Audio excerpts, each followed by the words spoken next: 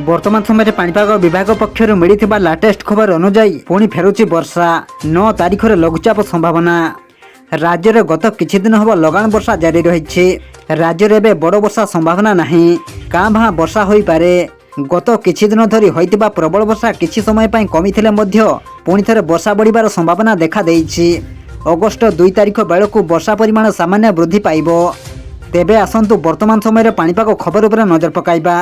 पुणी फेरुची वर्षा 9 तारीख में आसुची आउ एक लघुचाप। तेबे एही लघुचाप ओडिशार केउं सब जिल्ला रे प्रभाव पकाइब एवं केउं केउं जिल्ला को अलर्ट जारी करिछि आम आंचलिक पाणीपाग विभाग। संपूर्ण अपडेट जानिबा, किंतु ता पूर्वरु वीडियो को गोटे लाइक करंतु एवं वीडियोटी को आपण मानक सांगसाथी मानक अधिकरु अधिक मात्रा रे शेयर करंतु।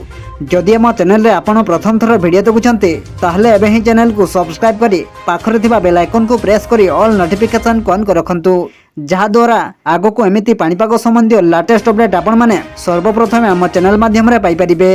सूचना अनुसार अनेक स्थान रे हालुकारु मध्यम धरणर वर्षा होई पारे। विशेषकर दक्षिण ओडिशार केतेक जगह प्रबल वर्षा होई पारे एभली पूर्वानुमान देखाइछि पाणीपाग विभाग। भारतीय पाणीपाग विभाग भुवनेश्वर केन्द्रर सूचना अनुसार आसंता 2 ରୁ 3 दिन पर्यंत राज्य में हालुकारु मध्यम धरणर वर्षा जारी रहिबो। तेबे अगस्ट 1 ରୁ 2 तारीख मध्य अनेक जिले में भारी वर्षा हेबा आशंका रही।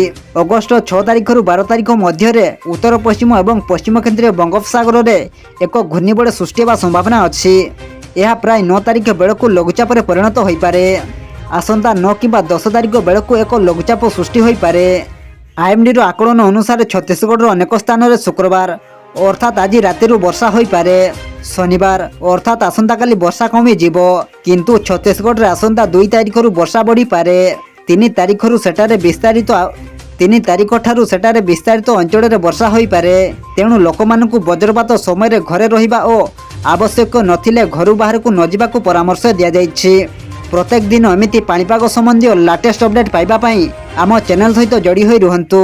ब्यूरो रिपोर्ट, जागरण टीवी।